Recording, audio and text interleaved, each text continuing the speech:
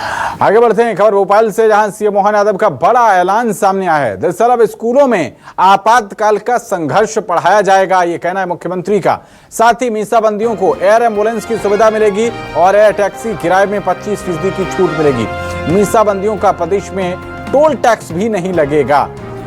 तो ये बड़ी खबर है। आपातकाल का संघर्ष स्कूलों में पढ़ाया जाएगा और साथ ही आपातकाल के दौरान जो बंदी बनाए गए थे, जो मीसा कानून के तहत मीसा बंदी जिनको कहा जाता है, उनको एयर टैक्सी किराए में 25% की छूट मिलेगी। प्रदेश के किसी भी टोल टैक्स पे उनको टोल टैक्स नहीं देना पड़ेगा और साथ ही एयर एम्बुलेंस की सुविधा भी मिलेगी। तो एक तरीके से मीसा बंदियों के लिए, जो कि भारतीय जनता पार्टी की भाषा में लोकतंत्र सेनानी भी कहे जाते हैं, उनको मोहन यादव ने एक तरीके से कई सौगातों का पिटारा खोल दिया है। सबसे पहले तो आने वाली पीढ़ी जो है, जो विद्यार्थी हैं, वो अपने सिलेबस में उनके संघर्ष को पढ़ पाएंगे कि आपातकाल के दौरान किस किस तरह के संघर्ष झेले हैं मीसाबंदियों ने। और अंतिम संस्कार के लिए 10,000 रुपए भी उनको दिए जाएंगे।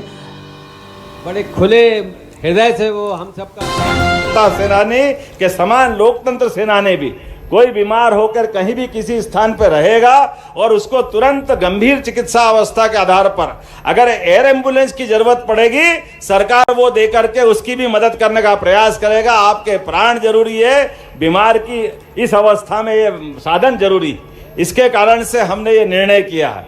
इसके साथ साथ अभी आपके लिए जानकारी के लिए ये हमारी एयर टैक्सी की सुविधा हमने जारी की है।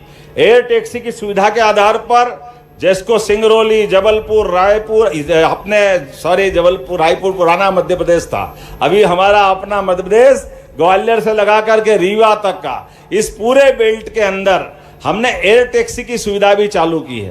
तो इस एयर टैक्सी की सुविधा में अगर आप उसमें आना जाना चाहोगे तो आपको भी 25% की छूट सरकार के द्वारा देने की घोषणा करेंगे।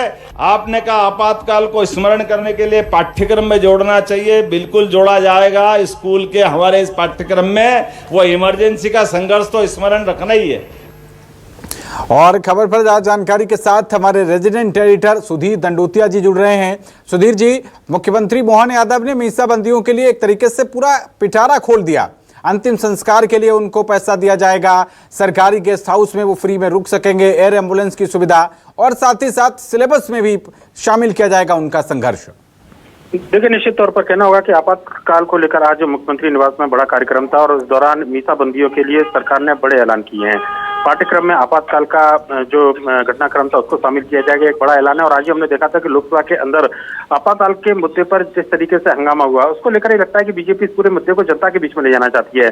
लिहाजा जहां जहां सरकार है वहां पर पाठ्यक्रम में शामिल कराने की बात कम से कम संकेत जरूर मिले होंगे, पर लेकिन मध्य प्रदेश ऐसा राज्य है जिसने सबसे पहले ऐलान किया है कि आपातकाल के घटनाक्रम को पाठ्यक्रम में शामिल किया जाएगा और जो आपातकाल का अध्याय है उसको बच्चों को पढ़ाया जाएगा। इसके अलावा बात करें तो आप मीसाबंदियों के लिए कई सारे ऐलान किए गए हैं। जो अंतिम संस्कार के समय 8,000 रुपए की अनुग्रह राशि मिला करती थी उसको 10,000 रुपए किया गया है। इसके अलावा टोल टैक्स फ्री किए गए हैं। प्रदेश के अंदर जो एयर टैक्सी की सुविधा है उसमें 25% किराए में छूट जो है वो मीसाबंदियों को दिए जाएंगे। प्रदेश के सरकारी जो गेस्ट हाउस है उसमें रुकने की व्यवस्था, अगर वो कहीं घूमने जाते तो उनके रुकने की व्यवस्था की जाएगी। मीसाबंदियों के जो परिजन है उनके अगर बच्चे हैं और नाती पोते हैं तो उनके लिए प्रशिक्षण देने का काम सरकार करेगी और सरकार की योजनाओं में प्राथमिकता में मीसाबंदियों के परिजनों को शामिल किया जाएगा। इस बात का ऐलान आज मुख्यमंत्री डॉक्टर मोहन यादव ने मुख्यमंत्री निवास में मीसाबंदियों के सामने किया है। और बिल्कुल सुधीर जी, जिस तरीके से संविधान को लेकर विपक्ष हमलावर है भारतीय जनता पार्टी पर, और भारतीय जनता पार्टी के सामने एक बहुत सुनहरा अवसर है कि आपातकाल को सामने रख दो, उसकी यादों को कुरेद दो और विपक्ष अपने आप असहज हो जाएगा। तो निश्चित तौर पर आपातकाल के बहाने हमेशा कांग्रेस और विपक्ष पर हमला बोलती रही है बीजेपी। और हमने देखा था कि कल पूरे देश भर में आपातकाल को लेकर कार्यक्रम आयोजित किए गए थे। इससे पहले प्रधानमंत्री नरेंद्र मोदी ने लोकसभा के पहले दिन ही आपातकाल को काला अध्याय बताया था और बताया था कि पूरे देश में अंदर इस तरीके के कार्यक्रम आयोजित किए जाएंगे।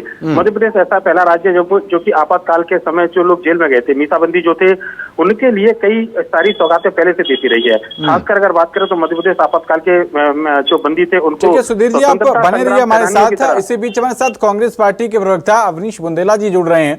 अवनीश जी, बहुत स्वागत है आपका न्यूज़ 24 मध्य प्रदेश छत्तीसगढ़ पर। मोहन सरकार मध्य प्रदेश की, उन्होंने मीसा बंदियों के लिए बड़े ऐलान किए हैं और साथ ही जो आपको लिए सबसे ज्यादा कष्टकारी हो सकता है कि सिलेबस में पढ़ाया जाएगा आपातकाल को लेकर जो संघर्ष होगा। क्या प्रतिक्रिया देगी आज कांग्रेस? बड़े आश्चर्य की बात है पवन जी, बोलूं मैं? जी जी बिल्कुल। पवन जी, बड़े आश्चर्य की बात है कि पेपर लीक ये सरकार नहीं रोक पाती है। नीट का पेपर लीक हो जाता है, वो नहीं रोक पाती है। ठीक है, कोरोना में इंजेक्शन की कमी के अभाव में, ऑक्सीजन की कमी के अभाव में लाखों लोगों की हत्या कर देती है सरकार।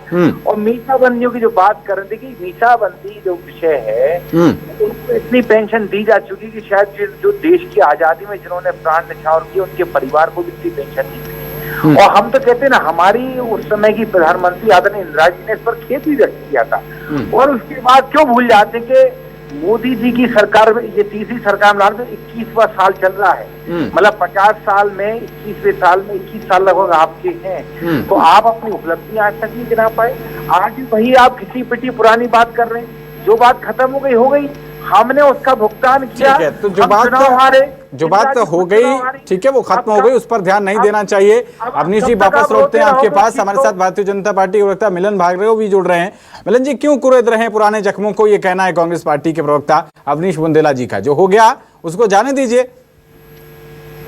देखिए, कहीं से कहीं जिस प्रकार से जख्म देने वाले भी इस प्रकार का हास्यास्पद बयान दे, तो उनकी मानवता और उनके मूल्यों का कहीं ना कहीं पर्दाफाश होता है कि जो संविधान और लोकतंत्र की बात करते हैं और उन्हीं लोकतंत्र की हत्या की। 1975 का वो कालखंड भारत और दुनिया कैसे भूल सकती है, जब सत्ता पे काबिज रहने के लिए कांग्रेस पार्टी के भूतपूर्व प्रधानमंत्री और नेतृत्वकर्ता ने अपने आप को स्थापित रखने के लिए लाखों लोगों को बिना वजह जेल में ठूस दिया। वो लाखों परिवार आज भी उस आपदा को झेल रहे हैं, उसको महसूस करके उनकी रूह कांप जाती है। उनको संबल देने के लिए, उनको आत्मविश्वास जागृत करने के लिए और आज के इस दौर में उनको खड़ा रखने के लिए सरकार अपनी तरफ से जो योगदान दे रही है, उसमें भी इनको आपत्ति हो रही है। मतलब शर्म की बात है, जिन्होंने मानवता को शर्मसार किया है, आज जब उनके लिए कुछ करने की बारी आई तो उस पर भी इनको आपत्ति है। तो ये बताता है कि इनको तो हर चीज से आपत्ति है जब मानवता को आगे ले जाए। जब विकास की बात आती है तो षड्यंत्र प्रपंच रचते हैं और बदनाम करने का काम करते हैं। आज किस प्रकार की राजनीति ये लोग कर चुके हैं, मतलब सत्ता से बेदखल होने के बाद ये मानसिक रूप से विकलांग हो चुके हैं। इसलिए हर चीज में विरोध करना, हर चीज में राग अलापना और षड्यंत्र और प्रपंच रच के प्रदेश और देश को बदनाम करना, यही इनका शक्ल हो गया है। चलिए, बहुत शुक्रिया मिलन भार्गव जी और अवनीश बुंदेला जी, आप दोनों का न्यूज़ 24 से बात करने के लिए।